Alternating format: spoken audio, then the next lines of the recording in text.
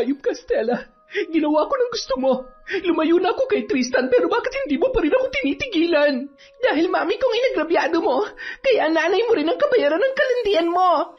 Pagbabayaran yung ginawa niyo sa amin ng anak ko. Hindi ako papayag na may isa pang kalahi na Montenegro ang sisira sa buhay namin. Anong nangyayari sa anak ko, Tatang Celso? Isang matinding barang ang gilawad sa kanya. At hindi basta-basta mambabarang ang gumawa nito. Napakalakas ng kanyang kapangyarihan. Walang hiya ka! Ikaw nga nagpabarang sa akin! Dahil demonya ka, salbahe! Taon 1990, Luzon. Sa isang probinsya na hindi kalayuan sa Maynila, naninirahan sina Laika at ang kanyang ina na si Bella. Lumaking sanay sa hirap ang dalaga dahil namulat siya na walang ama. Kahit mag-isa siyang itinaguyod ng kanyang ina, nagsumikap pa rin siyang mag-aral hanggang sa nakapagtapos ng sekundarya bilang isang valedictorian. Ito ang dahilan kung bakit maraming mga malalaking universidad sa Maynila ang nag-aalok sa kanya ng full scholarship. Hindi ba na taga Maynila si tatay? Saan po ba siya sa Maynila? Sino naman ang nagsabi sa'yo? Nay, lagi ko yung naririnig kay Lola. Bakit hindi mo raw puntahan ng tatay ko sa Maynila at humingi ng suporta? Hindi totoo yan, anak. Matagal na akong walang balita sa tatay mo. At saka pwede ba, kalimutan mo na siya dahil may sarili na siyang pamilya.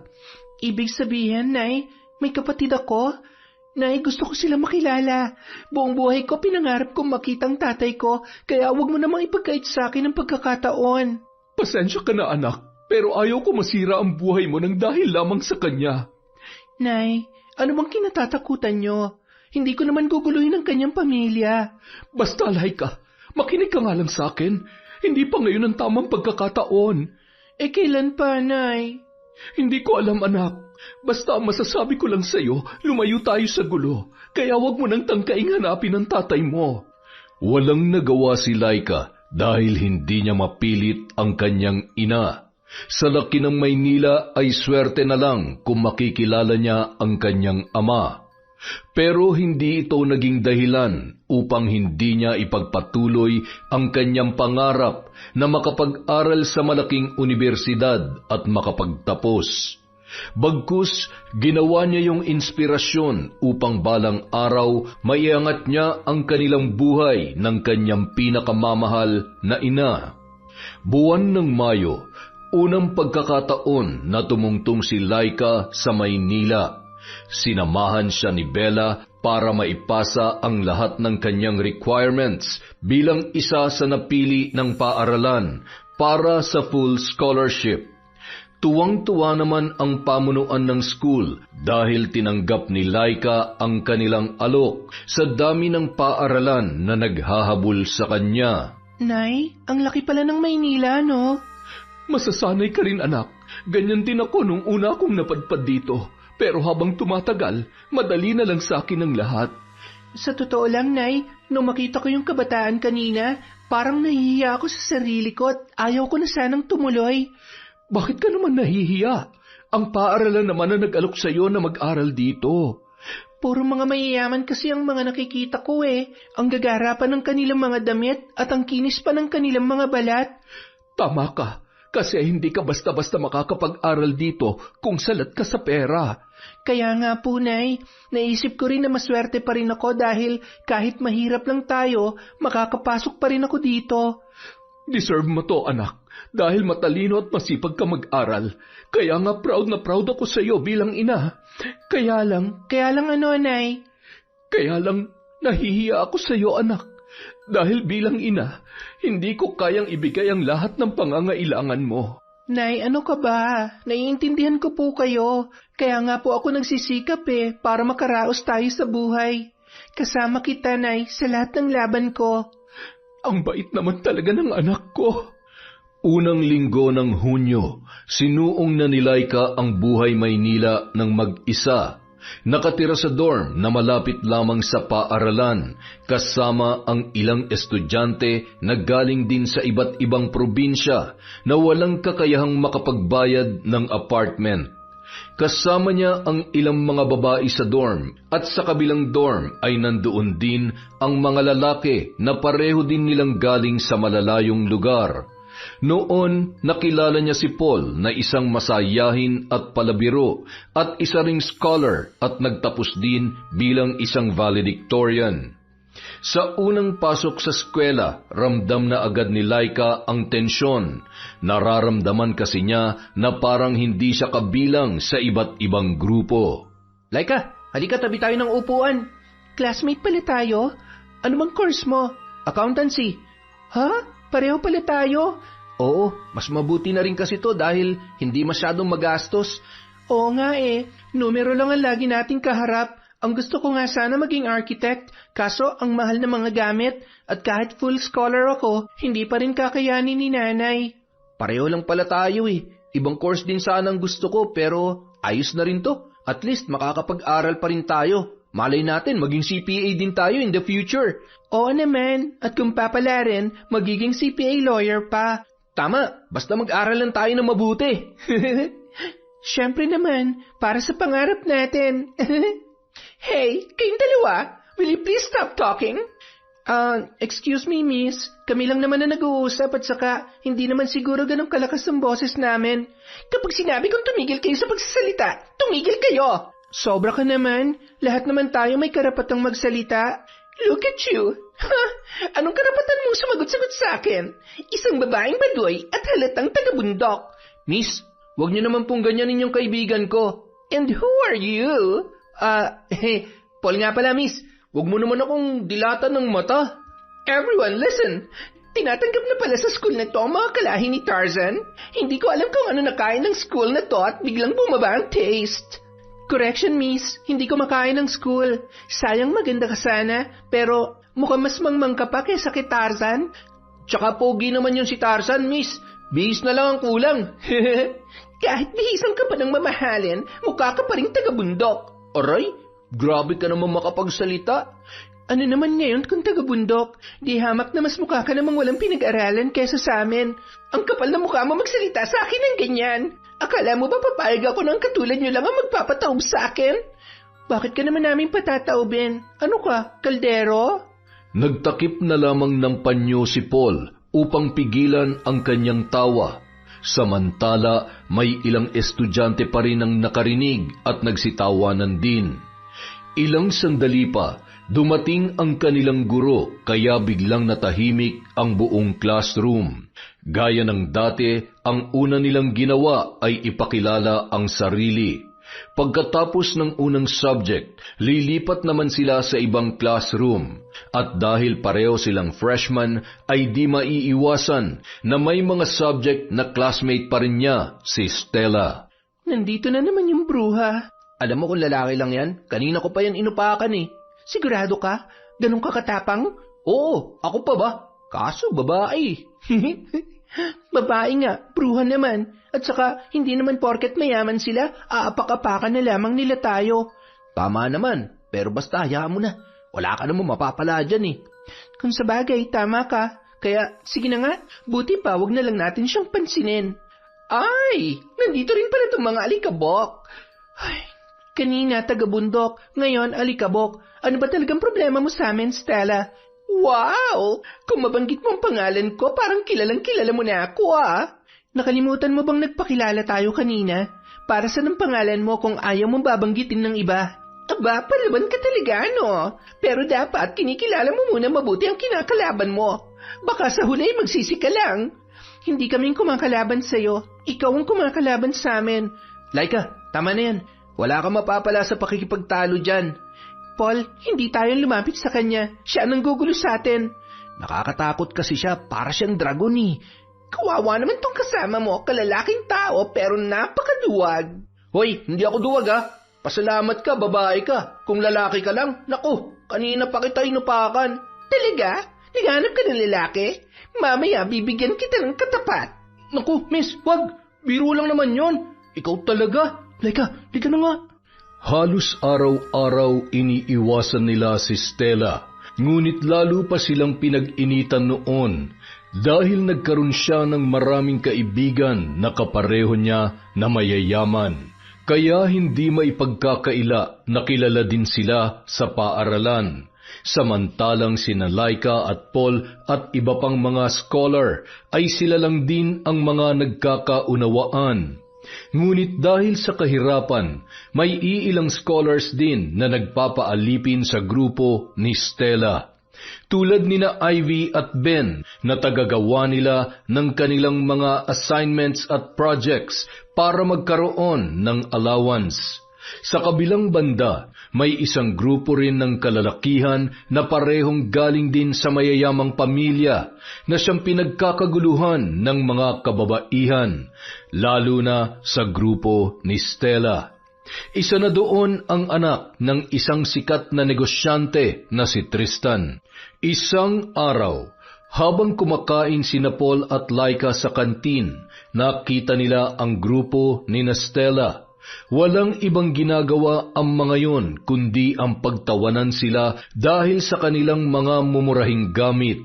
Look, nandito na yung mga taga-bundok. Laika, relax ka lang ha. Huwag mong papatulan. Baka masira ang reputasyon mo dito sa school. Paul, namimihasa na yung mga yan eh.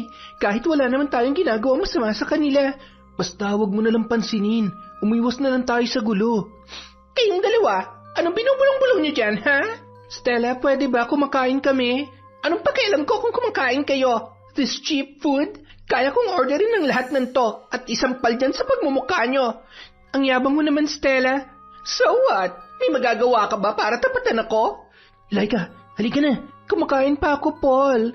Tama ang kaibigan mo. Umalis na kayo bago pa magdilim ang paningin ko sa inyo. Napakabastos mo, Stella. Hindi ka ba tinuruan ng mabuting asal ng mga magulang mo? Laika, halika na sabi. Mauna ka na lang, Paul. Hindi ako papayag na basta-basta na lang tayong babastusin ng babaeng to. Wow, ang tapang mo naman. Guys, turuan niyo nga na leksyon ng babaeng to. Agad na silang pinaligiran ng grupo ni Stella. Natigil lang ang mga yon nang biglang nagtilian ang mga kababaihan. Nang makita nila kung sino ang dumating, ay bigla na lang bumalik sa pwesto ang mga kaibigan ni Stella, maging siya ay bigla na lamang naging formal. Hi, Tristan. Ako bang hinahanap mo? Gusto mo bang gumimik kasama mga kaibigan ko? Hindi. Si Laika ang gusto ko makausap. What? Yung cheap na babaeng yan? Buti pa bumalik ka na sa table mo, Stella. At tumahimik ka na lang doon. Napabalik si Stella sa kanyang pwesto, nagngingit-ngit sa galit habang nakatingin kina Tristan at Laika. Kilala mo ako? Sino bang hindi makakakilala sa isang babaeng laman ng usapan ng freshman? Laman ng usapan? Oo, Laika. Nakalimutan kong sabihin sa iyo na nangungunang pangalan mo sa may pinakamataas na score sa lahat ng exam. Halos perfect daw lahat ng score mo eh. Kaya nandito ako para batiin ka. Hindi ko naman ine-expect yon, pero thank you ha. Nice meeting you, Laika. Nice meeting you too, Tristan. And you, pare? Pare, ako nga pala si Paul. Nice meeting you, Paul. Nang umalis si Tristan, nagmamadali ring umalis sina Laika at Paul bago pa man sila balikan ni Stella. Magkahiwalay ang room ng second subject nila ni Paul, kaya nagkahiwalay din sila ng landas. Pagkatapos ng last subject ni Laika, uuwi na sana siya sa kanyang dorm. Ngunit pagbaba niya sa hagdan, nandoon sina Stella at ang mga tropa nito na nakaharang sa kanyang daraanan. Maya-maya pa, bigla na lang siyang sinampal ni Stella at sinabunutan. Walang hiya ka? Ang landi-landi mo? Aray, Stella, bitawan mong buhok ko. Binabalaan kita. Kapag nakita pa kitang lumapit kay Tristan, malilintikan ka talaga sa akin. Stella, nakikita mo naman na hindi ako lumalapit sa kanya. Di dapat lumayo ka. Palibhasa gusto mo rin naman eh. Diba? Stella, ano ba? Nasasaktan ako. Bibitawan ko lang tong buhok mo kung mangangako ka sa akin na lalayuan mo siya. Stella, please. Tama na. Sumagot ka. Stella. Nangangako ako. Very good. At saka huwag ka magtangka magsumbong sa guidance sa nangyari ngayon, ha? Dahil kapag ginawa mo yon, sigurado akong ikaw ang matatanggal dito. Nakikita mo naman, marami akong witness.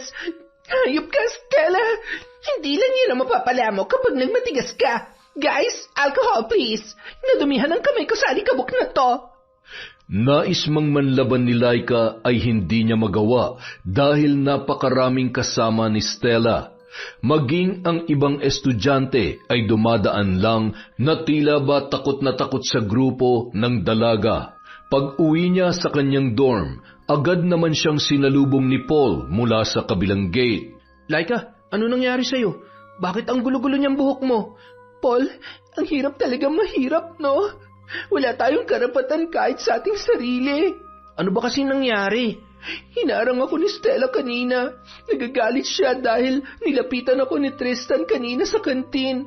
Ano? Kasalanan mo ba yun? Si Tristan ang lumapit sa atin. Nakita niya naman yun eh. Laika, kailangan natin siyang i-report sa admin. Hindi pwede to. Huwag na, Paul. Pinagbantaan niya ako na kapag nagsumbong ako, babalikan niya ako at ako matatanggal dito sa school. At kapag nangyari yon, masisira ang pangarap ko makapagtapos. Ay, paano ba yan? Pasensya ka na ha.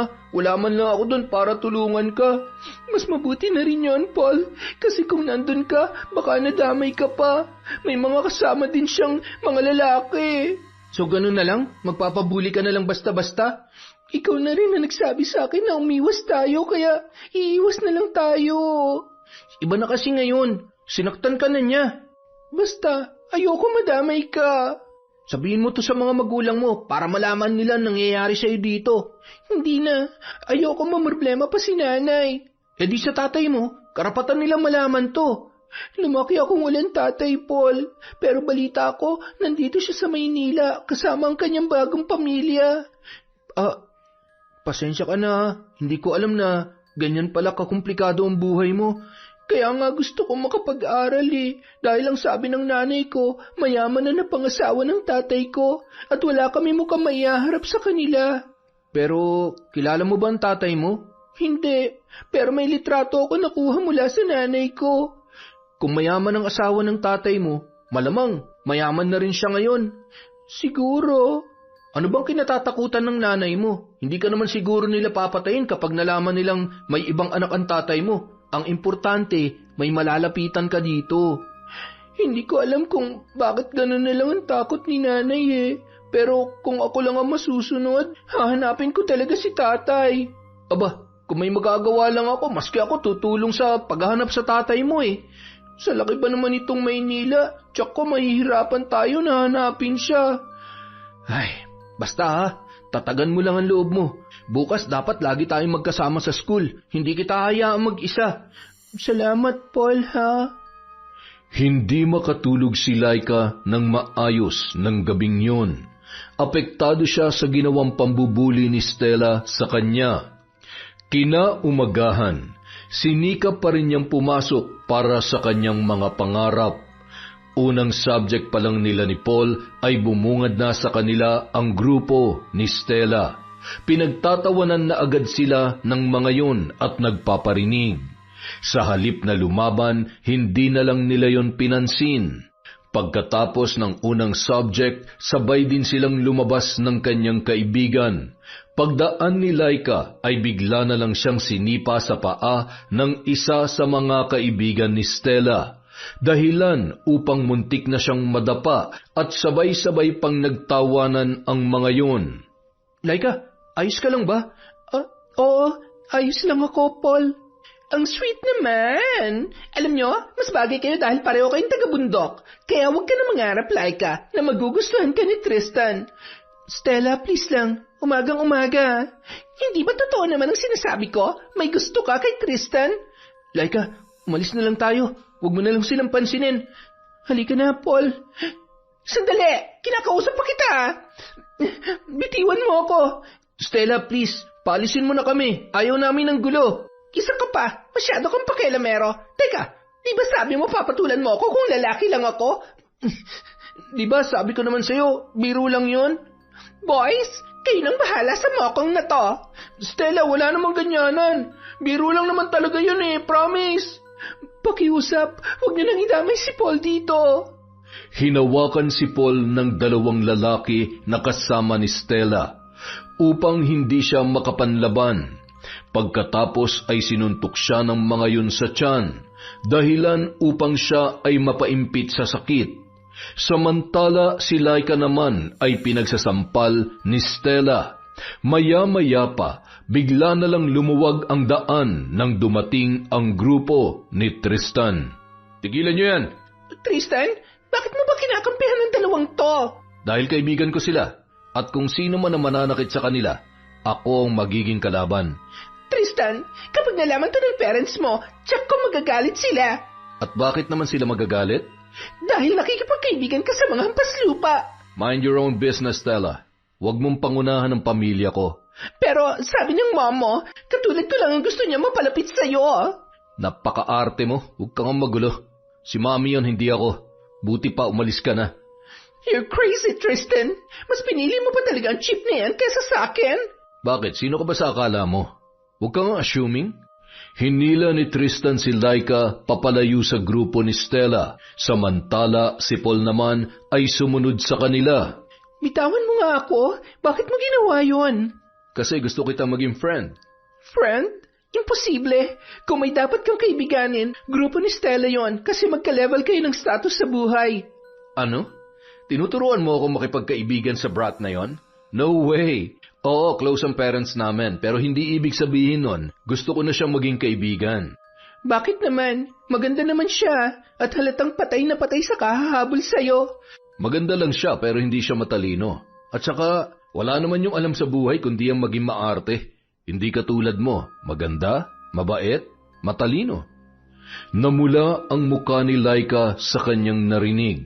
Hindi niya akalain na pupurihin siya ng isa sa pinakasikat na lalaki sa kanilang eskwelahan. Samantala si Paul naman hindi maunawaan ang nararamdaman, kung nagagalit ba siya sa binata o nagseselos. Hoy Tristan, may gusto ka ba sa kaibigan ko? Bakit pare? Hindi ba pwede? Hindi, kasi dahil may gusto ka rin sa kanya? Ha? Wala ah. Oy, wala naman pala eh. So bakit hindi pwede? Basta, hindi lang pwede. Tristan, aalis na kami. Paul, halika na. Laika, sandali. Tristan, please let me go. Narinig mo ba yon? English yun ah. Paul, ano ba? Halika na. Laika, wait. Bakit mo ba ako iniiwasan? Huwag mo nga akong hawakan.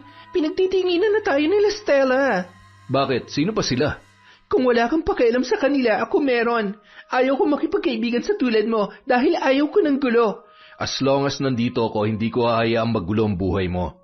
Tristan, salamat ha. Pero sa palagay ko, mas lalong gumulong buhay ko eh. Simula nang lumapit ka sa amin, yung simpleng galit lang sa akin ni Stella noon, ngayon nadagdagan pa ng selos. Kahit sino naman pinagseselosan noon. Pasensya ka na pero ayaw ko mapabilang sa mga pinagseselosan niya. Dahil mahirap lang ako, Tristan. Wala akong kakayahang labanan siya. So hayaan mo na lang na lait-laitin ka niya? Alam mo nung una pa lang na pagharap niyo ni Stella, alam ko palaban ka. Pero bigla ka na lang natakot sa kanya. Ano nangyari? Ang gusto ko lang naman ay wala akong makaaway. Akala mo ba titigilan ka niya? Nagkakamali ka.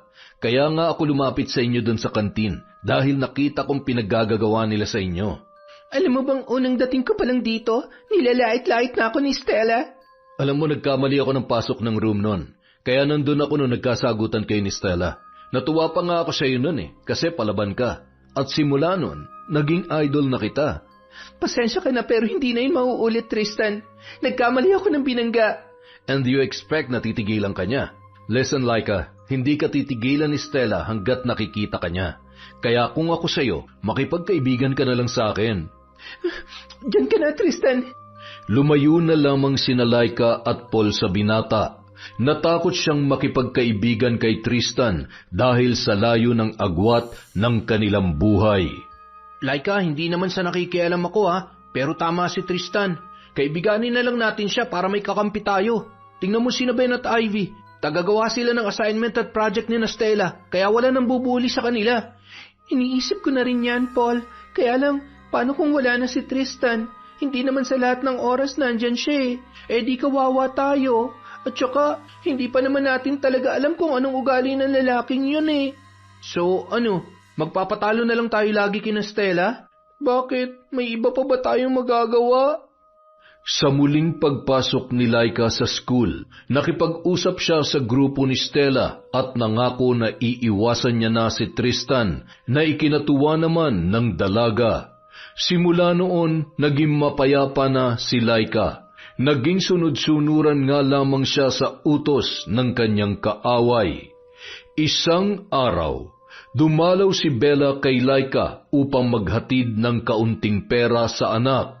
Habang naglalakad sa daan, bigla na lang may tumigil na magarang sasakyan at bumaba ang isang lalaki. Bella? Bella, sandali. Ricardo? Bella, nasaan ang anak ko? Bakit mo siya tinatago sa akin? Wala kang karapatan na makita ang anak mo. Bella, matagal ko na kayong hinahanap. Pakiusap, huwag mo ipagkait sa akin ang anak ko. Para ano? Para saktan ng pamilya mo? Hindi ko alam ang pinagsasasabi mo. Pinuntahan ako ng nanay mo noon. Ang sabi niya kapag hindi ako lumayo, papatayin nila kami ng anak ko. Sana sinabi mo sa akin.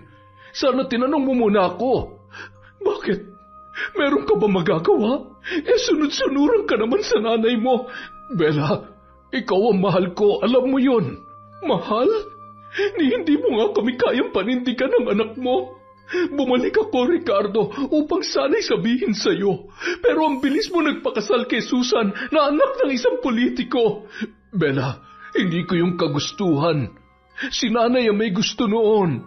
Pasensya ka na, Ricardo. Ayaw kong lumaki ang anak ko at kilalanin ako bilang kabit, gayong kami naman ang nauna sa buhay mo. Bella, patawarin mo ko. Umalis ka na, Ricardo. Bella, please. Ipakilala mo ko sa anak ko. Ang hindi alam ni Bella ay nakita sila ni Laika at narinig nito ang kanilang pinag-uusapan. Nay, tama po bang narinig ko? Laika, halika na. Umalis na tayo dito. Sandali. Bella, siya ba ang anak ko? Hindi, wala tayong anak. Iha, anong pangalan mo? Laika po. Tayo na, Laika. Huwag ka makikipag-usap sa kanya. Bella, gusto ko lang makilala ang anak ko. Nais mang makipag-usap ni Laika, ngunit hinila na siya ng kanyang ina papalayo, habang nananatiling nakatingin pa rin ang dalaga kay Ricardo. Nay, siya po bang tatay ko? Gusto ko siya makausap, Nay. Hindi. Bakit, Nay? Bakit niyo ginagawa to? Laika, please huwag ka makikipag-usap sa kanya. Hindi mo kilala ang mga taong nakapaligid sa kanya. Nakakatakot sila. Buong buhay ko, Nay, pinangarap ko makita ang tatay ko. Hindi mo naiintindihan, Laika. Pero paano ko po maiintindihan, Nay? Simula noon, itinaguyod na kita mag-isa, kaya please, Laika, magtiwala ka sa akin. Masakit man para sa dalaga ang nangyayari, ngunit sinunod niya pa rin ang kagustuhan ng kanyang ina. Isang araw, habang nasa labas siya ng paaralan pauwi sa kanyang dorm, nakita na lang niya ang grupo ni Stella na tila may masamang balak sa kanya. Kaya dali-dali siyang lumihis ng daan upang maiwasan ang grupo ni Stella. Laika, saan ka pupunta? Pauwi na ako, Stella. Teka lang, Laika, hindi pa ako tapos. Stella, ano pa bang kailangan mo sa akin? Napag-usapan na natin to. Ginawa ko ng gusto mo na iwasan ko si Tristan. Ano pa bang gusto mong gawin ko? Ewan ko ba, Laika? Kapag nakikita kita, nasisira talaga ang araw ko. Ano pa bang gusto mo, Stella? Umalis ka sa school na to. Sumusobra ka na. Anong gusto mo? Aalis kang payapa o ako magpapaalis sa'yo? Hindi ako aalis dito, Stella. Girls, kayo nang bahala sa kanya. Anong gagawin niyo sa akin? Matigas ang ulo mo, ha? Pinagtulungan na namang saktan ng grupo ni Stella si Laika. Hinila-hila, sinabunutan, pinagsasampal at tinadyakan hanggang sa nagkasira-sira ang uniforme ng dalaga. Na makitang wala ng malay yon ay saka lamang nila ito iniwanan. Maya-maya pa, nagising na lamang si Laika sakay ng isang sasakyan. Boss Ricardo, saan natin ito dadalhin? Baka kasuhan tayo nito ng kidnapping. Sa rest house. Doon na muna natin siya dalhin. Boss, kapag nahuli tayo ni Ma'am Susan, siguradong patay tayo nito. Bakit? Magsusumbong ka ba? Paano po pag nalaman niya? Marami pa naman mata yun. Ay, S-boy, tatahimik ka ba o huling araw mo na to sa trabaho? Tatahimik na po, boss. Gising na yata siya, boss. Sino ka? Saan niyo ako dadalhin? Ay, bakit akong tinatanong mo? Si boss ang tanungin mo, wag ako. Iha, huwag ka matakot. Ako to. Kayo po? Kayo po ba ang tatay ko? Walang pagdadalawang isip na niyakap ni Laika si Ricardo na puno ng pananabik at pangungulila. Tahan na anak, marami tayong pag-uusapan. Pambihira, mag-ama kayo? Boss, bakit hindi mo sinabi may anak ka pala sa labas? Hindi ko anak sa labas si Laika dahil mas nauna ang nanay niya kesa kay Susan. Abay, kung ganun, si Ma'am Susan pala ang kabit? May kabit bang kasal? Pwede ba tumahimik ka, S-boy? Magmaneho ka na maayos. Ay, opo, boss. Maya-maya pa, pumarada sila sa isang malaki at magarang bahay. Noon na pagtanto ni Laika na tunay na mayaman ang kanyang ama. Pinagpahinga siya noon sa isang malaking kwarto. Magkakasunod din ang ipinasok na masasarap na pagkain. Ilang sandali pa, may doktor na dumating at sinuri ang kanyang kalagayan. Pakiramdam ni Laika, isa siyang prinsesa na noon lang niya naranasan sa kanyang buong buhay. Nang masiguro ang kanyang kaligtasan, ay saka na siya kinausap ng kanyang amang si Ricardo. Anak, ano ba nangyari sa iyo? Tay, binubuli po ako ng mayayamang estudyante sa school namin. Ha? Sinong gumagawa nito sa iyo? Basta, marami po sila. Alam ba ito ng nanay mo? Hindi po. Ayoko na kasing dagdagan pa ang mga isipin ni nanay. Simula ngayon, nandito na ang tatay mo. Hindi ako papayag na muli pang may manakit sa iyo. Salamat po, Tay. Teka, saan ka pala nakatira? Sa dorm po. Malapit lang po sa school. Gusto mo bang ilipat kita ng apartment? Naku, wag na po. Baka malaman ni nanay. Sigurado magagalit sa akin yon. Sige, kung yan ang gusto mo. Pero hayaan mo kung ibigay ang lahat ng iyong pangangailangan. Mamuhay kang walang sino man na manlalait sa iyo. Siniguro muna ni Ricardo na maayos ang kalagayan ni Laika bago niya yon inihatid. Ibinili niya rin yon ng magagarang damit at pinabaunan ng malaking halaga at may blankong tseke pa na pirmado niya. Ano po ito, Tay? Mag-withdraw ka lang kung kailangan mo ng pera. Pero, Tay, sobra na po ito. Anak kita, Laika, kaya karapatan mo magkaroon ng ganyan. Maraming salamat po, Tay. Pwede ko po bang makilala yung kapatid ko? Hindi pa ngayon, anak. Pero huwag ka mag-alala. Darating din tayo dyan. Umuwi si Laika na bit-bit ang pagkadismaya. Napagtanto niya na tama ang kanyang ina. Hindi sila kayang panindigan ng kanyang tatay. Mayaman lang yun, pero hindi siya kayang ipagmalaki bilang anak. Araw ng Lunes, ginamit ni Laika ang mga pinamili ng kanyang tatay. Simple lang tingnan ang damit, kapares ng isang maliit na handbag, ngunit hindi niya alam ang halaga noon. Nakita niyang nagbubulungan ang grupo ni Stella. Uy, paano kaya nakabili ng mamahaling gamit ang hampas lupang ito? Stella, pwede ba tigilan mo na ako? Wala naman akong ginagawa sa iyo ah. Teka, ninakaw mo bang mga yan? Binigay ito ng tatay ko.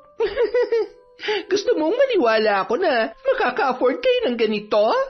Nagtawanan ang grupo ni Stella. Mabuti na lamang dumating ang kanilang guro kaya sila ay napatigil. Pagsapit ng tanghali, umuwi si Laika upang mananghalian. Nagulat na lang siya nang nandoon ang kanyang tatay sa labas. Tay, bakit kayo nandito? Susunduin ko sana ang kapatid mo pero may lakad daw sila ng kanyang mga kaibigan. Ibig sabihin, dito rin nag-aaral ang kapatid ko? Pumasok ka na sa kotse, anak. Bilisan mo at baka may makakita pa sa'yo. Sumabay ka na sa aming mananghalian ni S-Boy. Nagmadaling sumakay si Laika sa kotse ng kanyang ama. Ang hindi nila alam, nakita sila ni Stella. Pagdating nila sa isang restaurant, muli niyang tinanong ang kanyang ama tungkol sa kanyang kapatid. Pasensya ka na anak, tiyak kung hindi pa handa ang kapatid mong malaman ang tungkol sa iyo. Tay, gusto ko lang naman siyang makilala. Anak, maghintay pa tayo ng tamang oras. Bakit, Tay? Natatakot po ba kayo sa asawa ninyo? Laika, para ito sa kabutihan mo. Kung ganon, tama po si nanay. Hindi mo kami kayang ipaglaban kaya ka nagpakasal sa bago mong asawa. Anak, maghintay ka lang dahil gagawan ko to ng paraan. Sige na, bumalik ka na sa school. Ayaw ko makita tayong magkasama ng kapatid mo. Akala ni Laika, magiging tagapagligtas niya ang kanyang ama. Ngunit mali pala ang kanyang iniisip. Kinahapunan, paglabas ni Laika, narinig niya na may tumawag sa kanya, sina Ivy at Ben, at dahil wala naman siyang nakitang iba ay nilapitan niya ang mga yun.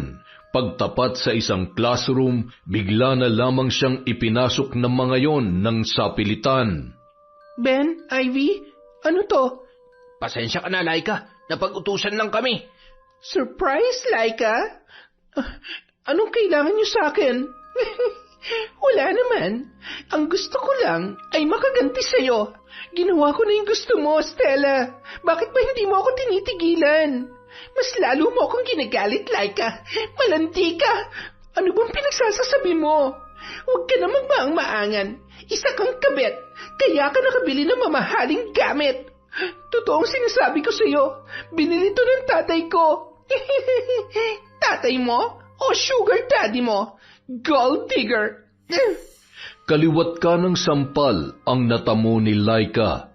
Hindi pa nakontento si Stella, sinabunutan niya pa yon at tinadyakan. Stella, pakiusap, tigilan mo na ako. Wala akong ibang gusto kundi ang makapag-aral ng maayos. Well, hindi na babagay sa iyong school na to dahil mas nababagay ka dun sa bundok at magtanim. Stella, please, pauwiin mo na ako. Akala mo ba tapos na tayo? Hindi pa ako nagsisimula, Laika. Ben, Ivy, tulungan niyo ako. Stella, tama na. Hindi naman ganyan ang usapan natin, ah. Bakit, Ben? Gusto mo bang kumampi sa kanya? Ay, hindi naman yan ang ibig kong sabihin, Stella. Yun naman pala eh. Ikaw, Ivy, naaawa ka rin ba sa kanya? Naku, hindi, Stella. Ang sabi mo sa akin, kakausapin mo lang siya, hindi ba? Umalis na kayong dalawa. Huwag niyong susubukan magsumbong kahit kanino dahil kung hindi, kayo ang isusunod ko. Ben, Ivy, tulungan niyo ako. Huwag niyo akong iwan dito. Mabilis na umalis ang dalawa. Samantalang si Laika ay patuloy na sinaktan ng grupo ni Stella.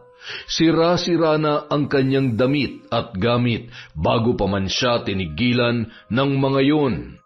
Okay na yan, tayo na girls. Boys, kayo naman ang bahala sa malanding to.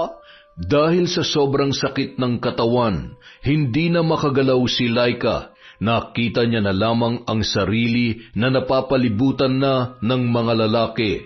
Maya-maya pa, bigla na lamang nagkagulo sa loob dahil sa pagdating ng isang lalaki. Hinang-hina na noon si Laika hanggang sa naramdaman na lang niya na may bumuhat sa kanya. Paggising ng dalaga, si Tristan ang una niyang nasilayan. Laika, kumusta ang pakiramdam mo? Nasaan ako? Nandito ka sa klinik. Wala silang awa. Huwag ka mag-alala. Alam na ng admin kung sinong gumawa nito. Hayaan mo, ipapatawag ng mga magulang nila. Ipapatawag din ba ang nanay ko? Dapat lang, para malaman niya nangyayari sa'yo. Makakadagdag lang ako sa problema ni nanay. Laika, dapat niya malaman to bilang magulang. Hindi mo ako naiintindihan, Tristan. Ang mabuti pa siguro, uuwi na lamang ako sa amin. Buti pa tanggapin ko na lang na hindi ako nababagay dito. Laika, hindi. Walang sino man na may karapatang humadlang sa iyong mga pangarap. Sawa na akong lumaban mag-isa, Tristan. Hindi ko na kaya mga pinaggagawa nila. Hindi kita iiwan. Halika na. buti pa ihatid na kita sa inyo. Binitbit na ni Tristan ang mga gamit ni Laika, kaya naman wala na siyang magawa. Pagdating sa tapat ng gate ay dali-dali namang lumabas si Paul sa kabilang gate. Laika, ano nangyari sa'yo? Bakit kasama mo lalaking yan, ha? Pwede ba, Paul? Tumahimik ka muna. Bakit? Sinaktan ka ba niya? Uupakan ko yan. Pumasok ka na, Laika. Ako nang bahala dito. Gusto yata magpainit nitong kaibigan mo eh. Ano ka ba, pre? Biro lang naman yon. Akala ko seryoso ka eh. Di, alam mo naman ako, mapagbiro akong tao. Pagkapasok ni Laika, umuwi na rin sina Paul at Tristan. Kinabukasan, hindi niya akalain na darating ang kanyang ina, kaya nakita nito ang kanyang kalagayan. Anak, ano nangyari sa'yo? Bakit ang dami mong pasa? Uuwi na lang po ako sa probinsya, Nay. Anak, sabihin mo muna sa akin kung bakit ka nagkaganyan. Sinong nanakit sa'yo? Hindi ko sila mapapatawad. Hindi niyo na kailangan malaman, Nay. Umuwi na lang po tayo sa probinsya. Hindi na nagpaawat si Bella at pumunta yon sa pamunuan ng paaralan. Doon niya nalaman ang nangyaring pambubuli sa kanyang anak at ang nakatakdang pagharap nila ng magulang ng mga yon sa Student Discipline Committee. Hinintay ni Bella ang nakatakdang oras. Ayaw man ni Laika, ngunit mapilit ang kanyang ina.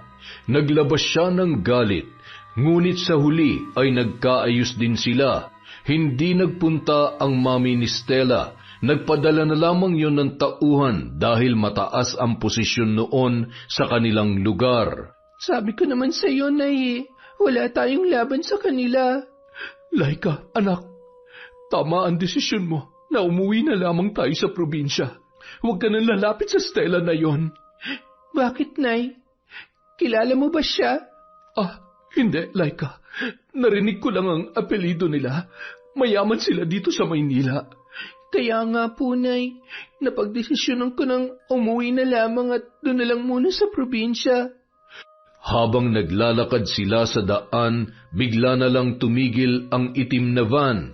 Sapilitan silang isinakay at dinala sa malayong lugar. Sino kayo? Anong kailangan niyo sa amin? Anong kasalanan namin sa inyo? Hello, Laika. Stella, ako nga. Akala mo ba tapos na tayo? Pagbabayaran mo kalantian mo. Huwag mong idamay ang nanay ko dito. Bakit? Ako at ang mami ko ang inagrabyado ninyo, kaya dapat lang kayo maparusahan. Wala kaming kasalanan sa inyo. Kabit ka ng daddy ko. Ano bang pinagsasasabi mo, Stella? Nagmamaang-maangan ka pa? Malandi kang babae ka? Pakiusap, Stella. Huwag mo saktan ang anak ko. Ako na lang. At pagkatapos nito, hindi nyo na kami makikita. Aalis na kami sa lugar na ito. Nay, hindi ka nila pwedeng saktan. As you wish po. Now, Laika, tingnan mo kung paano namin pahihirapan ang nanay mo. Stella, wag. Please, wag. Dahil mami ko ang inagrabyado mo, pues nanay mo rin ang kabayaran ng kalandian mo. Stella, huwag mo saktan ang nanay ko. Maawa ka sa kanya. Kayo na bahala sa nanay niya. Sinaktan gamit ang latigo at pinahirapan ng mga tauhan ni Stella ang nanay ni Laika sa kanyang harapan. Wala siyang nagawa dahil parehong nakatali ang kanyang mga kamay at paa. Habang umiiyak, tuwang-tuwa naman si Stella na parang demonyita. Hanggang sa nahimatay na ang kanyang ina. Ilang sandali pa, dumating na ang mami ni Stella. Siya pala ang pinakautak ng pagdukot sa mag-ina dahil sa sumbong ng kanyang anak. Pinagsasampal nito si Laika, tinadyakan hanggang sa halos mawalan na ng malay. Hindi na nito nilapitan pa si Bella dahil nakita niya na laylay na ang ulo nito at hindi na gumagalaw. Pagkatapos ay iniutos niya na itapon na lang ang mag-ina sa malayong lugar. Ma'am, buti pa tuluyan na lang natin ang mga to. Baka magsumbong pa to sa mga pulis. Teka lang, wala sa usapan natin na papatayin sila. Ang usapan lang natin, pahihirapan. Pero Ma'am Stella, baka tayong mapahamak kapag binuhay pa natin ang mga yan. Hindi yan magsusumbong, kaya itapon nyo na lang ng buhay. Pero Ma'am, susundin niyo ba ako o hindi? Tahimik lamang si Susan habang pinasusunod ni Stella ang kanyang mga tauhan. Ayaw din kasi niya mapagsabihan ng anak na siya ay mamamatay tao, katulad ng ginagawa niya sa mga kumakalaban sa kanya. Ilang sandali pa, nagising na lamang si Laika sa may damuhan, kasama ang kanyang ina na hindi na makagalaw dahil sa sobrang sakit ng katawan. Pagbabayaran nilang ginawa nila sa atin, Nay. Wala tayong laban sa kanila, anak. Masyado silang makapangyarihan. Ipaghihiganti kita, Nay. Ipaghihiganti kita. Dali-daling humingi ng saklolo si Laika at nakita sila ng mga tao. Pagkatapos ay inihatid sa ospital. Madaling naasikaso ng mga doktor si Laika, ngunit ang kanyang ina ay malubha ang naging kalagayan. Halos malumpo na yon dahil sa dami ng tama ng latigo sa kanyang binti. Ginamit naman ni Laika ang perang ibinigay ng kanyang ama para mapabilis ang kanilang paglabas ng ospital. Sinabi lamang niya sa kanyang ina na humingi siya ng tulong sa gobyerno. Pagkatapos ay kinuha na ni Laika ang kanyang mga gamit sa dorm at nagpaalam na kay Paul bago umuwi sa probinsya. Laika, sigurado ka na ba sa desisyon mong tumigil sa pag-aaral? Sigurado na ako, Paul. Buhay ko at ng aking ina nakasalalay dito. Napakawalang hiya talaga ng Stella na yun. Pati na rin yung kanyang ina na napakakonsentidor. Pagbabayaran nila ang ginawa nila sa amin. Kung ako sa'yo, sasampahan ko sila ng kaso. Tutal, mayaman naman yung tatay mo. Hindi na, Paul. Alam kong hindi pa rin kami kayang ipagtanggol ng aking ama dahil natatakot siya malaman ng kanyang pamilya na meron siyang ibang anak. Kung ganun, wala na akong magagawa para pigilan ka. Pero, mamimiss kita, Laika. Hayaan mo, Paul. Malay mo, magkita pa rin naman tayo. Samantala, naisip naman ni Ricardo na dalawin ang kanyang anak at nang puntahan niya yon sa dorm, hindi niya na naabutan si Laika. Di po ba kayo yung tatay ni Laika? Oo, nasaan na siya, iho? Nakakalungkot po pero huminto na po si Laika sa pag-aaral dahil sa hindi po siya tinitigilan ng mga nambubuli sa kanya. Nadamay din po pati yung nanay niya. Alam mo ba kung sino ang gumawa noon sa kanya? Si Stella Montenegro po. Stella Montenegro? Kung ganun, siya ang nananakit kay Laika? Opo, pero pakiusap po, huwag niyo pong sabihin na ako nagsabi ha. Nakakatakot po kasi ang babaeng yun. Muntik na nga niya mapatay si Laika pati yung nanay ni Laika. Bakit? Ano ba nangyari? Kinidnap po silang dalawa at pinahirapan. Kaya po sila na ospital at pagkalabas nila doon, dumiretso na sila sa probinsya. Ay nako, walang hiya ka talaga, Susan. Ano po yun? Sino pong Susan? Ay, wala. Nang nasa probinsya na sina Laika at Bella, tila nakaramdam sila ng kalayaan, ngunit hindi pa rin mawala sa kanila ang matinding galit na nararamdaman kay Stella at sa nanay nito. Anak, nagbago na ang desisyon ko. Bumalik ka na sa Maynila. Ipagpatuloy mo ng pag-aaral mo. Pero Nay, hindi ka pa po gumagaling. Kaya ko to, Laika. Ipagpapatuloy mo ang pag-aaral mo para sa kinabukasan mo. Nay, nagkasundo na po tayo tungkol dito, di ba? Oo, pero kailangan mong tuparin ang pangarap mo para balang araw. Wala nang sino man ang mang-aapi sa'yo. Pero baka kung ano po ang gawin sa akin ni Stella. Basta, sundin mo ang sinabi ko. Gawin mo na lang lahat para makaiwas sa kanya. Kailangan matupad ang pangarap mo, anak. Sige po, kayo po ang bahala, Nay. Tila nanibago si Laika sa biglang ipinakita ng kanyang ina. Naging matapang na ito sa kanyang mga desisyon. Pinagmamadali pa siyang bumalik sa Maynila na siya namang ikinatuwa ng kanyang kaibigan na si Paul. Samantala, ang hindi alam ni Laika, may balak si Bella na gumanti. Lumapit siya sa isang malupit na mambabarang sa kanilang lugar.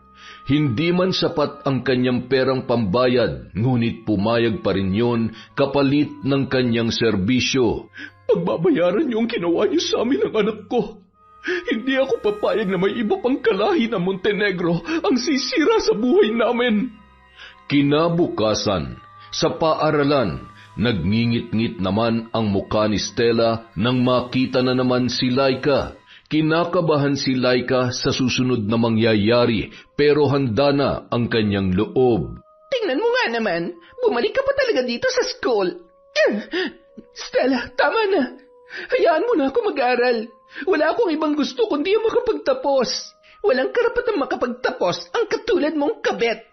Ilang beses ko bang sasabihin sa iyo na hindi ako kabet? Kung meron ka mang nakikitang kabet ng papa mo, hindi ako yon. At pinaninindigan mo pa talaga ang kasinungalingan mo, ha?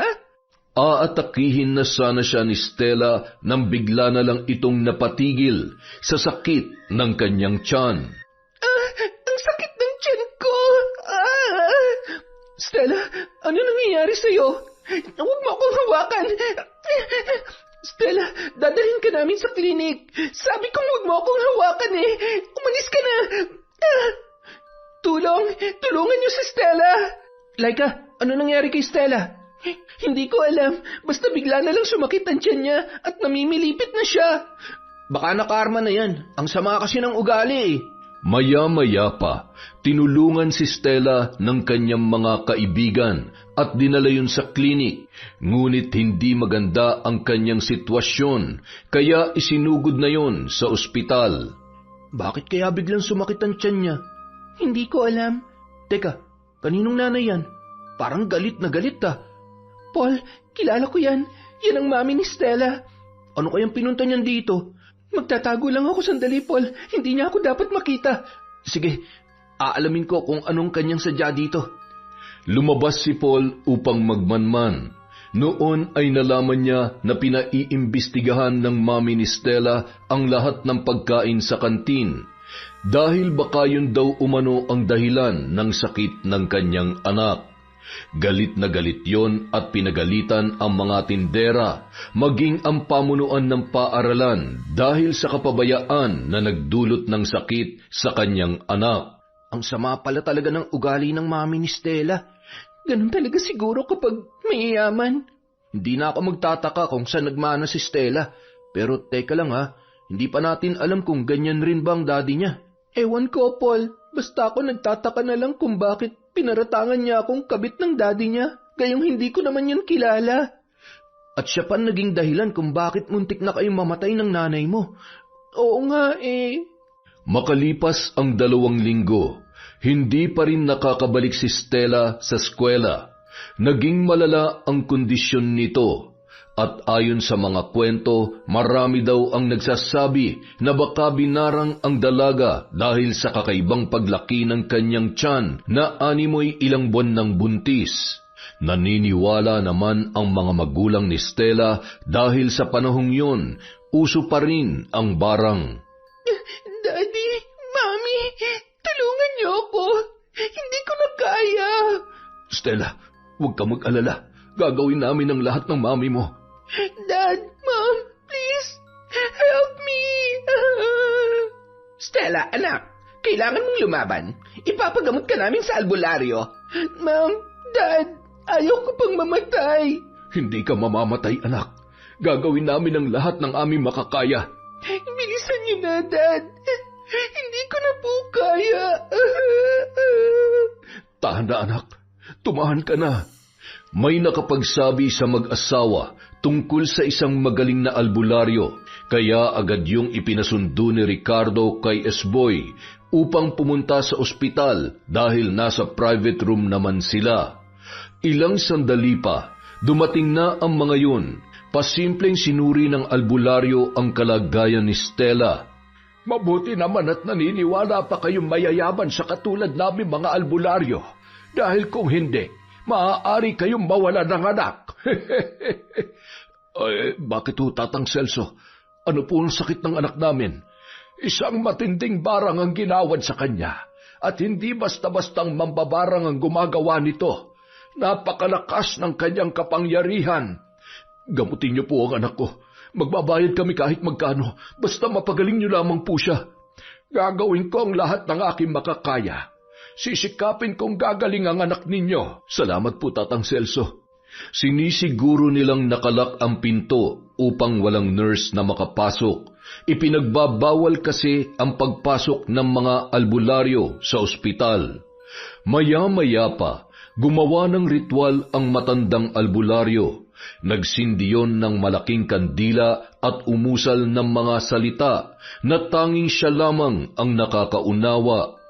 Naglabas din siya ng langis na may mga halamang gamot at mga papel na may nakasulat na Latinong dasal. Matapos ang ritual, pinainom niya na ng langis si Stella. Yak! Ayokong inumin yan! Nakakatiri! Aray!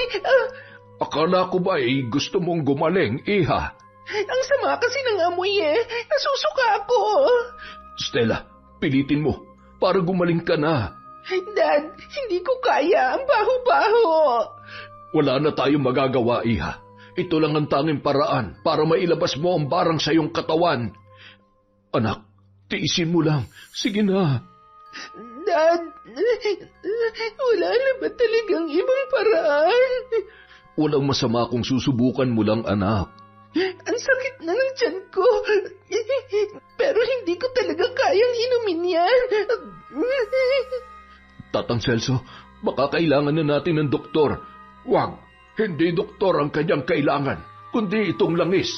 Lalong lumakas ang kapangyarihan ng mambabarang. Tila nararamdaman niya ang aking presensya. Ano na po ang gagawin natin? Iha, kailangan mong pilitin ang sarili mo. Inumin mo na itong langis habang may oras ka pa. Anak, sige na. Inumin mo na. Sige na, bago ka pa nila patayin. Opo. Pero Dad, hindi ko talaga kaya. Pilitin mo, anak. Huwag mong amuyin. Sa tingin ko ay kailangan na natin siyang puwersahin. Dahil kung hindi, baka mahuli na ang lahat. Anak, narinig mo yon? Kaya pilitin mo na yung inumin. Susubukan ko po. Huwag mo na lamang isipin na lang isyan, Iha. Lunukin mo na lamang ng diretso. Ginawa ni Stella ang sinabi ng albularyo. Nakadagok siya ng 2 beses at pinigilan ang sarili upang hindi maduwal. Pinagpapawisan siya ng husto habang nakikiramdam. Maya-maya pa, nakaramdam siya ng tila may nagtatakbuhan sa kanyang tiyan. Bakit lalong sumasakit ang tiyan ko? Ano nangyayari, Tatang Celso? Kalma lang. Ganyan talaga ang nangyayari kapag nagkasagupa ang aming mga kapangyarihan. Dad, mamamatay na yata ako. Kailangan natin tumawag ng doktor. Walang magagawa ang doktor sa kanyang sakit, Ricardo. Hindi mapalagay ang mag-asawa nang makita nila ang kanilang anak na namimilipit sa sakit. Lalabas na sana si Susan upang tumawag ng doktor nang bigla na lang nagsusuka si Stella ng napakaraming insekto. Pagkatapos ay bigla na lang yung nanghina. Ano yan? Insekto? Uod? Yan ang ginamit ng mambabarang upang pinsalain ang kanyang katawan. Mabuti na lang at nailabas niya na yan.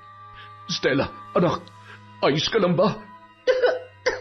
Dad, Ma'am, nakakatiri. Tapos na, Iha. Kailangan mo na lamang magpahinga. Anak, kumusta na ang pakiramdam mo? Magaan na po ng konti, Dad, pero nahihirapan pa rin po ako. Sa ngayon, bibigyan kita ng panangga at siguruhin mong hindi mo ito tatanggalin upang hindi ka natablan ng barang. Kailangan ko ba talagang suotin yan? Ang pangit-pangit ng kwintas na yan. Nasa iyo yan, Iha, kung ayaw mong maniwala sa akin. Basta sinasabi ko sa iyo kung ano ang makabubuti. Sige na nga. Pero sino naman kasi may lakas na loob na gumawa nito sa akin? Isang babae na may labis na galit sa iyo. Si Laika. Siya lang ang may matinding galit sa akin. Kaya alam kong siya lang ang gumawa nito. Laika? Oo, Dad. Si Laika. At alam kong kilala mo siya. Pwede ba, Stella, mamaya na natin pag-usapan yan? Bakit, Dad? Meron ka bang itinatago? Magpagaling ka muna, anak. Saka na natin yan pag-usapan. Makalipas ang 3 araw, nakabalik na sa paaralan si Stella. Sa halip na bumait ay mas lalo pa siyang naggalit kay Laika. Laika, balita ako magaling na raw si Stella. At ang sabi pa, kaya daw siya nagkasakit dahil daw pinabarang mo siya. Ano? Bakit niya ako pinagbibintangan? Dahil ikaw lang daw umano ang posibleng gumawa nun sa kanya. Kahit ano pang sabihin niya, malinis ang konsensya ko, Paul. Alam ko yun, kaya lang kailangan natin siyang iwasan para hindi tayo magkaproblema. Ilang sandali pa, dumating na si Stella. Inutos niya na sugurin si Laika ng kanyang mga kaibigan. Pinagsisigawan siya ng mga yon na isa siyang mambabarang. Yan ang mambabarang! Laika, mambabarang! Hindi totoo yan.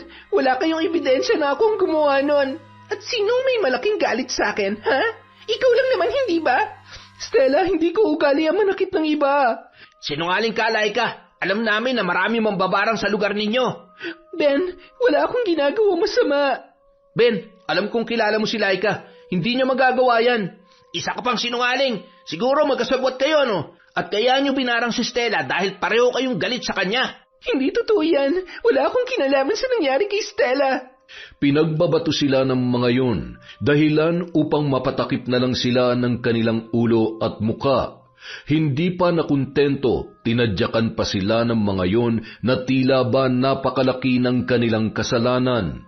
Ilang sandali pa, bigla na lang itong natigil nang dumating si Tristan. Itigil niyo yan! Sa susunod, kung sino man ang makikita kong mambubuli sa kanila, mananagot sa akin. Hanggang ngayon ba kinakampihan mo pa rin ang mambabarang na yan? Ano ka ba, Stella? Hindi ka pa ba natuto sa nangyari sa'yo? Kung ako sa'yo, magbabago na ako dahil pangalawang buhay mo na yan. Ano bang pinakain sa'yo ng babaeng yan? Hindi mo ba alam na kabit yan ni Daddy?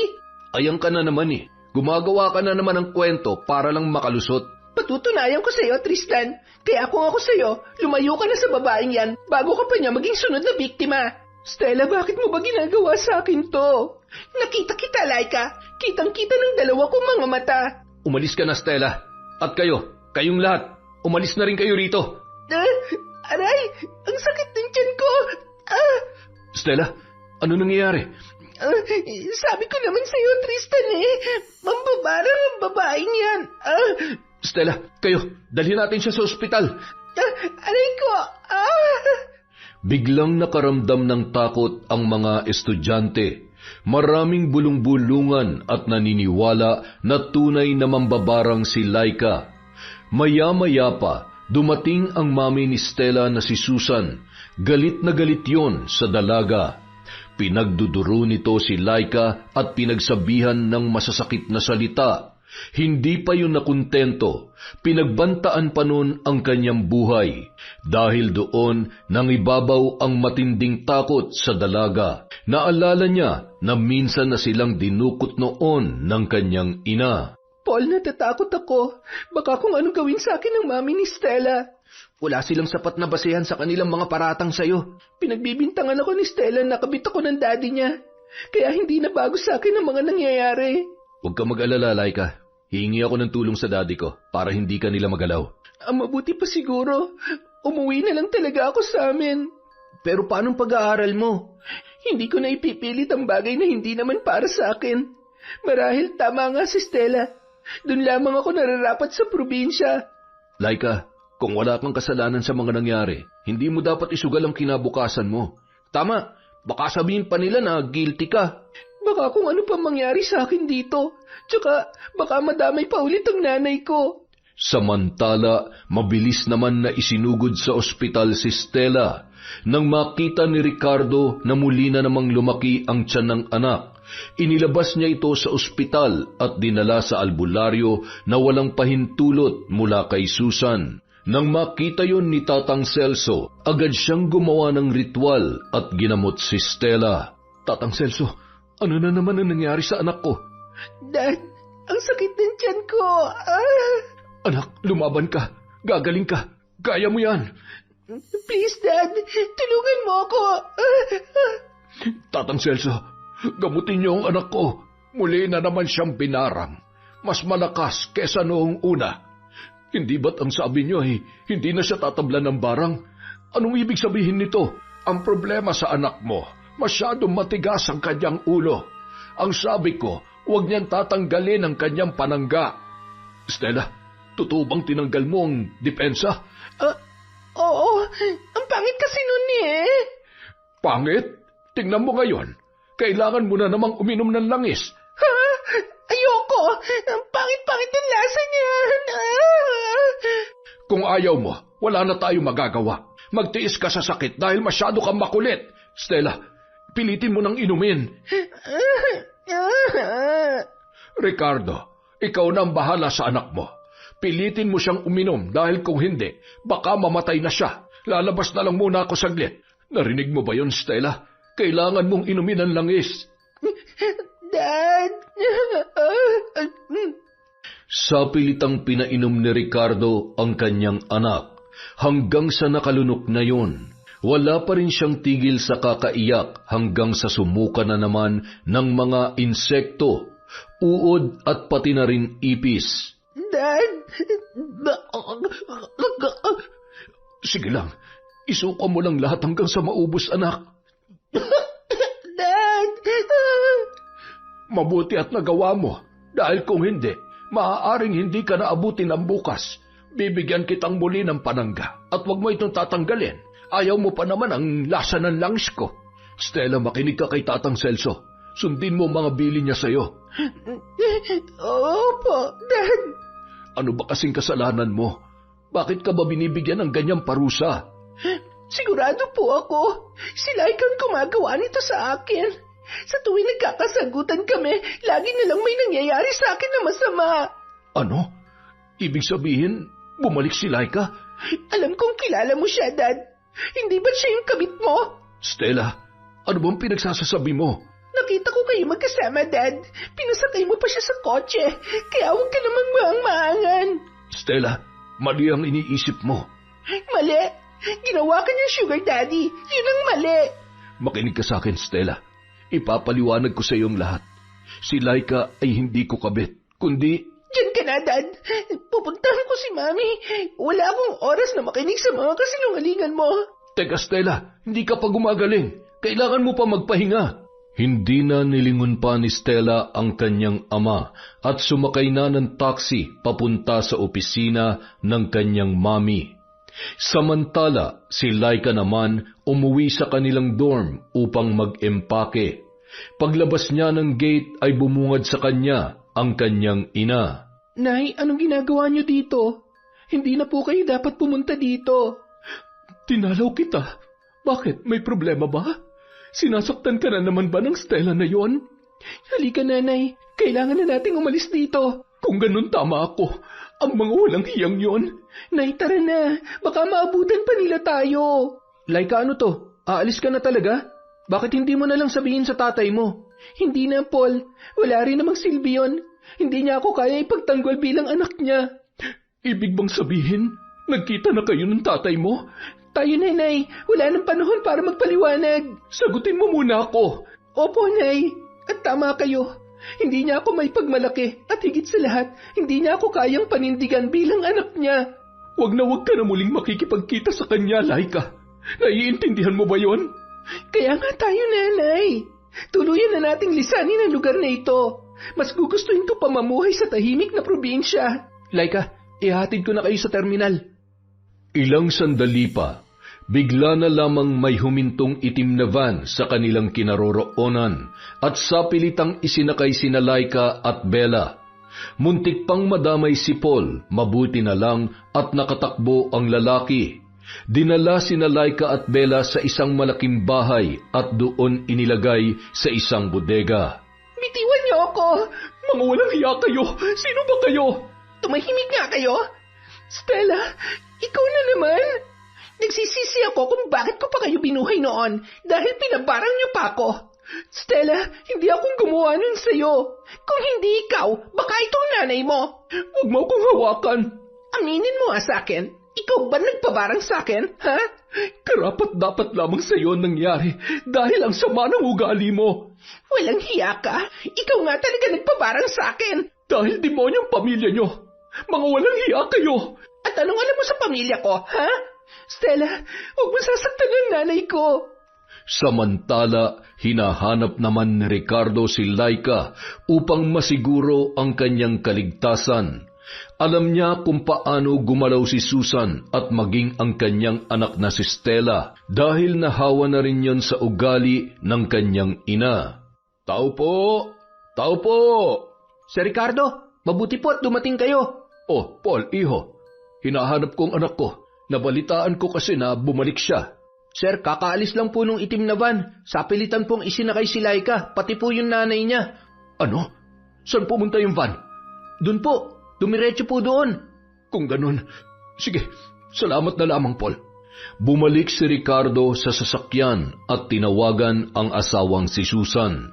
Malakas ang kutob niya na may kinalaman yon sa mga nangyayari. Ngunit ang sabi nito ay hindi na muna siya makakauwi ng diretso dahil may dadaanan pa raw siya. Inutusan ni Ricardo ang kanyang driver na dumiretso sa opisina ng kanyang asawa. Boy, ipark mo muna ang sasakyan sa banda dyan. Aba, ang sweet nyo ngayon, boss ah. Sa ilang taon ko dito, ngayon nyo lang yata sinundo si Ma'am Susan. At may patago-tago pa tayo rito ah. Surprise ba to, boss? Magmamanman tayo, boy. Alam kong siya may pakana sa pagkidnap kina Laika at Bella. Ano? Kinidnap nila si Laika? Pambihira ka naman, boss. Kanina pa tayo magkasama tapos ngayon mo lang sinabi. Tumahimik ka nga. Sundin mo na lang ang sinasabi ko. Opo, boss. Pero sigurado na po ba kayo? Handa na ba kayong harapin ang asawa niyong dragon? Matagal na panahon na naging sunod-sunuran ako sa kanya. Pero sa pagkakataong ito, hindi ko nahahayaan pati ang mga anak ko'y madamay pa. Yun! Yun ang tunay na boss. May angas na. Lumabas na yung sasakyan ni Susan. Sundan mo. Boss, malamang may baril yung mga bodyguard ni Ma'am Susan. Baka maaga akong matsugi nito. Hindi tayo lalapit sa kanila. Ang gusto ko lang, alamin kung saan nila dinala sina Laika at Bella. Mahaba na ang kanilang binyahe. Malayo na rin sila sa sentro. Ilang sandali pa, huminto ang kotse sa isang malaking bahay. Nandoon din ang itim na van na sinabi ni Paul, kaya sigurado na si Ricardo na nasa loob sina Laika at Bella. Dito ka lang, S-Boy. Tumawag ka sa mga pulis. I-report mo na may kidnapping na nangyayari dito. Teka, boss, saan po kayo pupunta? Papasok ako sa loob. Baka kung ano nang ginawa nila dun sa dalawa. Pero boss, huwag mo akong iwan dito, boss. Basta sundin mo lang ang sinabi ko. Tumawag ka sa mga pulis. Opo, boss. Dali-daling pumasok si Ricardo sa loob ng building. Nagkataon naman na kumpiyansa ang mga bodyguard ni Susan sa pag-aakalang ligtas sila sa kanilang kinaroroonan. Kaya madaling nakapasok si Ricardo. Sa loob ng isang silid, may narinig ang lalaki na ingay at hindi siya nagkakamali. Boses yun ni Susan na tila nagwawala. Bakit, ma'am? Bakit kilala mo ang nanay ni Laika? Hindi na nakapagpigil ang kanyang ina at sinabi na kabit umano yun ng kanyang ama. Huwag niyong sabihin na pareho silang kabit ni Daddy. Hindi ako ang kabit ng daddy mo. Dahil ako ang mas nauna. Sinungaling ka. Pareho kayo malantirang anak mo. Stella, bitawan mo nanay ko. Isa ka pa. Kapag hindi ka tumahimik, papatayin na kita. Sige, ako na lang ang saktan mo. Huwag lang si nanay. Habang nakagapos sina Laika at Bella, wala yung kalaban-laban na sinasaktan na mag-inang sina Susan at Stella. Ilang sandali pa, nakapasok na si Ricardo sa loob. Stella, Susan, tigilan yung ginagawa nyo! Daddy, bakit nandito ka? Stella, kailanman na hindi kita tinuruang maging masama. Buong buhay ko nagpakaama ko sa iyo. At ikaw naman, Susan, ginawa ko lahat ng gusto mo pero hanggang ngayon, napakasakim mo pa rin. Anong ibig niyong sabihin, Dad? Nakakatandang kapatid mo si Laika at bago ko pa lang siya nakilala. Iniwan ko si Bella habang buntis siya dahil pinikot ako ng iyong ina. At pagkatapos noon, tinakot niya si Bella na papatayin kung hindi aalis. Mom, totoo ba ito? Hindi lang yon, Stella. Pinaniwala niya akong sumama si Bella sa ibang lalaki dahil yun ang sinabi ng aking ina. Pero ang totoo, magkasabwat pala sila. Buong buhay ko, Stella, naging sunod-sunuran ako sa mami mo. Alam mo yan. Kung ganoon, Dad, hindi mo pala kabit si Laika. Yan nga yung gusto kong sabihin sa'yo, pero ayaw mo naman akong pakinggan. Dad, sorry, hindi ko alam. Buong buhay ko pinangarap ko magkaroon ng kapatid pero nandyan lang pala siya sa harapan ko at sinasaktan ko pa araw-araw. Dad, patawarin niyo ako. Laika, patawarin mo ako. Tay, tulungan niyo po si nanay. Hindi na siya gumagalaw. Tutulungan sana ni Ricardo si Bella, ngunit nagalit si Susan at nagpaputok yon ng baril na tila ba handang-handang pumatay kung kinakailangan. Yan ba ang halimbawang ipapakita mo sa anak mo, Susan? Ang pagiging masamang tao? Mami, tama na. Huwag mo nang saktan ang nanay ni Laika. Please, Susan, ibaba mo ng baril mo at hayaan mo na silang umalis. Sa halip na sumunod, mas lalo pang nagwala ang kanyang asawa. Pagkatapos ay magkasunod na putok ng baril ang umalingaw-ngaw na naging sanhi upang tuluyang mawalan ng malay si Bella. Nay! Mami, bakit mo ginawa yun? Dahil siyang dahilan kung bakit hindi ako kayang mahalin ng daddy mo. Susan, nagkakamali ka. Sinubukan kitang mahalin pero hindi ka pa rin nagbago. Hanggang ngayon, sarili mo lang ang iniisip mo. Kung ganon, magsama-sama kayo sa impyerno! Papatayin din kita, Ricardo! Susan, huwag mong gawin yan! Nag-agawan ng baril sina Susan at Ricardo. Samantala, ang mga bodyguard ng babae ay nagulat naman sa ginawa ng kanilang amo. At nang marinig ang pagdating ng mga pulis ay nataranta ang mga yun at nagmamadaling nagtakbuhan. Maya-maya pa, nagkaroon ng barilan hanggang sa nahuli ang mga suspect kasama si Susan. Nang makawala si Laika sa kanyang pagkakagapos, nagmadali yung pinuntahan ang kanyang ina. Niyakap niya yun at humagulhol.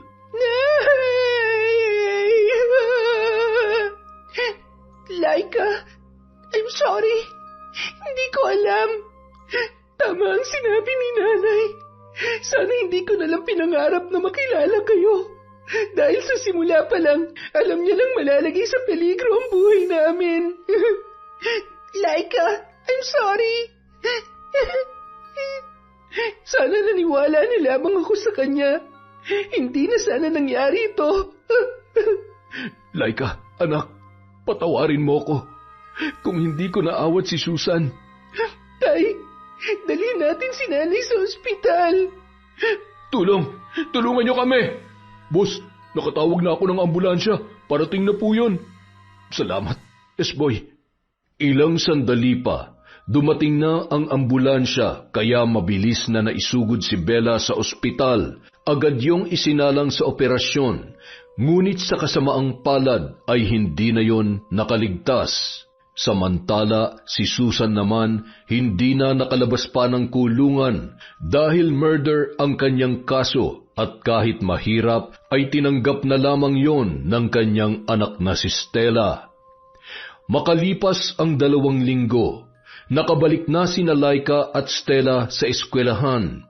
Laking gulat ng lahat na makitang magkasama ang dalawa at hindi na nag-aaway. Ngunit hindi rin lingid sa kaalaman ng lahat na nakakulong ang mami ni Stella dahil sa salang pagpatay kay Bella. Bilang isang mataas na opisyal ng kanilang lugar, wala yung maitago sa publiko, kaya marami ang estudyante na lumayo at nanlalait kay Stella. Stella, mamamatay tao palang mami mo. Ayaw na namin makipagkaibigan sa'yo.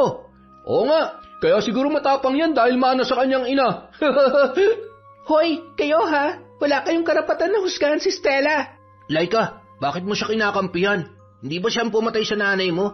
Tsaka, nakalimutan mo na ba lagi kanyang binubuli noon? Dahil magkapatid kami. At bilang ate niya, hindi ako papayag na saktan siya ng sino man. Tama, kaya kayong mga chismoso-chismosa kayo, magsitigil na kayo. Umalis na nga kayo dito. Narinig niyo ba yon? Umalis na kayo dito. Pati ba naman ikaw, Tristan? Oh, bakit? May problema ba? Layas na! Oy, salamat sa inyo ha. Ngayon ko lang na-realize na hindi ko pala sila mga totoong kaibigan. Tama ka, kasi nagkasama lang kayo dahil sa pera at walang malasakit sa isa't isa. Ang sarap palang magkaroon ng ate. May tagapagtanggol ka na. May taga-advise ka pa. Bolera ka rin, no? Tara na, baka mali tayo sa klase. Oo nga. Paglipas ng mga taon, sabay na nakapagtapos si Laika at Stella na labis ikinatuwa ng kanilang amang si Ricardo. Bilang selebrasyon, sabay nilang dinalaw si Susan sa kulungan at pagkatapos ay dinalaw naman nila ang libingan ni Bella. Nay, natupad ko na po ang pangarap natin. Nakapagtapos na po ako. Oo nga po, Tita Bella. Nakapagtapos na po kami at masaya po ako nagkaroon ng kapatid na katulad ng anak ninyo. Ay, mga anak, kung nasaan man si Bella ngayon, alam ko na masaya siya para sa inyo. Yon! Isa na namang malupit na kwento mula sa kwentong Enteng, mga kaibigan. Ang pamilya ay pamilya pa rin kahit na anong mangyari. Dahil dyan, meron na naman tayong shout-out. Babawi po tayo ngayon. Pasensya na po kayo kung hindi tayo nakapag-shoutout last time. Masyado pong maraming ginawa lang si Enteng. Simulan natin kay Glovina Perales from Maldives. Wow! Pangarap kong puntahan yan, Maldives. Hi din po kay Christine Victorino, kay Ivan Lazo Honorica, kay Romeo Velorias, sa Shell Arts Coloring Department from Have Amor, kay Rosette Ersando, kay Jambi, kay Emma Dumato. Hi po kay Ginaline Haldo, kay Vivian Baterbonia, kay Alden Almonte. Hello din po kay Helen Flores, kay Francesca Amelie Baita, kay Presi Valoria, kay Kurt Mina. Shout out po kay Amy Carbonilla, kay Arlene Castro Ramos. Hello po kay Yolanda Malinis, kay Janice Delfin Ramirez. Hello po kay Lydia Lopez. Shout out kay Marilor Guevara. Merry Christmas po. Kay Sally Roldan, kay Maple Concepts, kay Chander de Guzman, Elise B. from Malaysia. Hi po kay Ramil Fariolin, kay Hayashi Megan, kay Jonah Lopez. Shout out din po kay Sara Deo Caris, kay Mary Grace Sioting. Hello po kay Mel Santarita, kay Ami Viray, kay Angelina Ignacio, Jessica Sobremonte, kay Noemi Garcia Pabunan, kay Yasmin Bautista. Hello po kay Monica Nieves, kay Marcos Balingasa and wifey, Romelia Terrado. Hi po kay Sydney Crosswind, kay Joy Aniban, kay Kim Bara. Hello po kay Baby Dang Cordero, kay IP Micaela, kay Elma Arriba Madrigal. Hello po kay Lady Dam, kay Maylene Acosta, kay Cliven Dubalan. Shout out po kay Salvacion Roldan, kay Barmalin Enyerga. Hi kay Betty Velasco, kay Manisan Mamot Mapadtaya. Hello po kay Beverly Refil, kay Carlos Matilos, kay Regan Machico, Rashan Yan Licarte. Hi kay Mirna Alfaro, kay Judith Arsua. Hello po kay Ruel Barrera. Shout out kay Manny Maniego, Mami Riza, Daisy Alzona, Anneli Juarez, kay Janet Castillo, kay May Espiritu. Hi po kay Monet Taningco, kay Nilo Neri, kay Era Choi, Hana Maylin Sesgundo, Jennifer Camacho, Loida from Hong Kong.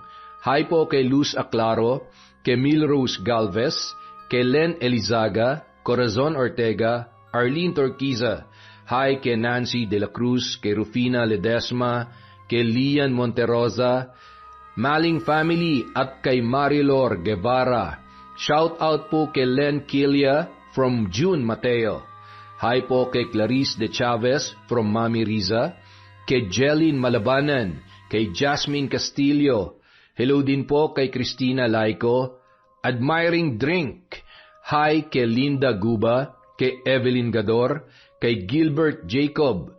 Hi din po kay Lovely Awa, kay Michi TV, at kay Luella de la Peña. Para po sa mga hindi natin nabanggit ngayon, marami pa po tayong susunod na videos. Maraming salamat po sa walang sawang pagsuporta kay Kwentong Enteng.